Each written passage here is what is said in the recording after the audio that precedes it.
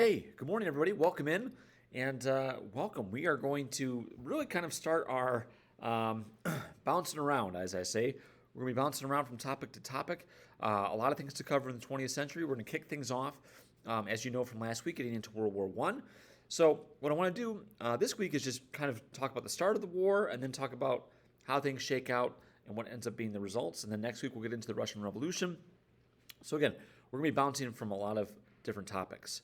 But we want to get into World War One. We want to go understand how this came to be, and we're kind of doing that through our mania activity. Today, I'm going to give you the formal discussion, formal lecture here, and what we're looking at now is setting the stage for war. So as you can see in that first image, you see all of these European leaders that are sitting basically on the top of what we call a powder keg. And a powder keg, again, if given enough of a push or a jolt, it's going to burst, it's going to explode. And we're going to take a look at that powder keg in just a moment. But really, again, Europe in the early 1900s, because of this buildup, is kind of doing everything to prevent war, but it almost seemed inevitable. Okay, so let's take a look here, and we'll jump into how it shakes out. So, nationalism, imperialism, militarism.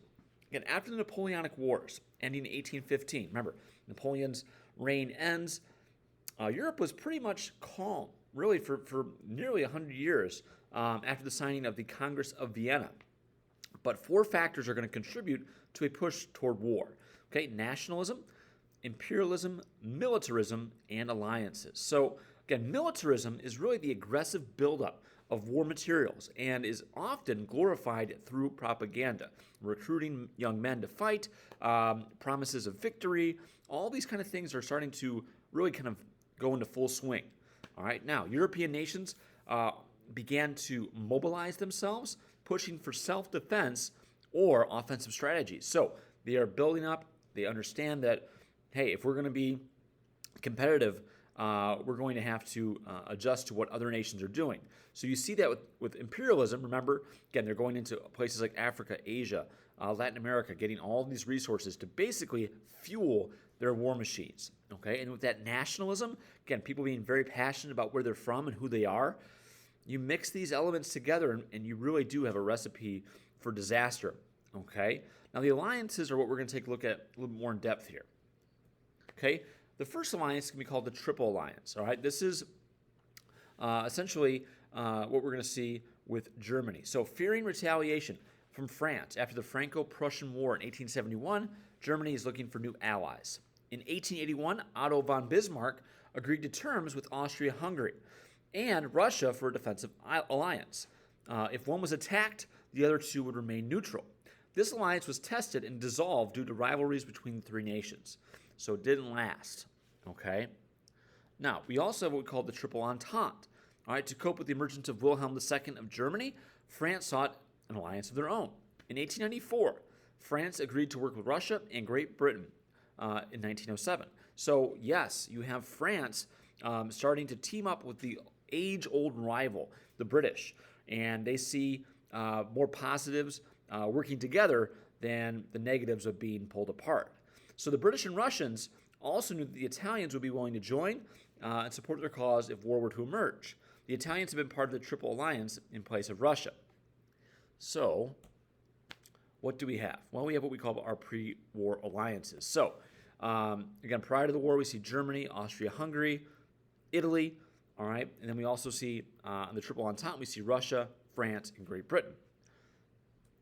Okay, that map does a good job showing it. Now, the Balkan powder keg, this is where everything's going to erupt. Trouble arose out of the Balkans, okay? The Balkans, again, if you go back to that map, is the area down by Bulgaria, by Greece. We're going to look at Serbia, and we're going to take a look at particularly the city of Sarajevo. All right, so in the Balkans, a disgruntled Serbian people, they felt unequal and underrepresented in European politics. And on June 28th, 1914, Archduke Franz Ferdinand is assassinated along with his wife in Sarajevo. This would provide the spark for the war. Now, the man behind it is Gavrilo Princip, and he's a member of the Black Hand, which is a Serbian terrorist organization. He was responsible for the murder. Now, this is going to send Europe into a frenzy. Okay, so again, the Austrian Archduke, there's the assassination, and there's Gavrilo Princip. All right. Now, Austria-Hungary is going to send an ultimatum, all right, in order to threaten the Serbs, basically like, hey, it's our last-ditch effort to prevent war. Austria-Hungary sent out a list of demands that Serbia had to meet in order to prevent war. The first of which was the Serbian government would shut down any opponent, anybody that was speaking out against Austria-Hungary. Number 2, Serbia must ban books and teachers that did not support Austria-Hungary. Number 3, Serbia must remove government officials who criticize Austria-Hungary. And then lastly, the Austro-Hungarian officials must oversee the punishment of the culprits who killed Franz Ferdinand. So Serbia has looked at this and says, we're not going to meet any of these demands. We're not going to accept any of them. They reject everything. And in that sense, it's going to lead us to war. Okay? So Austria is going to declare war on Serbia, and then a domino effect. All these different alliances are going to push Europe to the, we're not only at the brink, we are there. And it's going to be a full tilt war that's going to change the world forever. And it's going to be, unfortunately, the most devastating thing the world has ever known to that point. So we'll get into essentially tactics, technology, strategy, and then basically the end of the war. But we're going to look at the buildup here. And again, we look at that theme of mania. Okay? All right, folks. Hey, take care of yourselves. Have a great day, and I will see you around. Bye, everybody.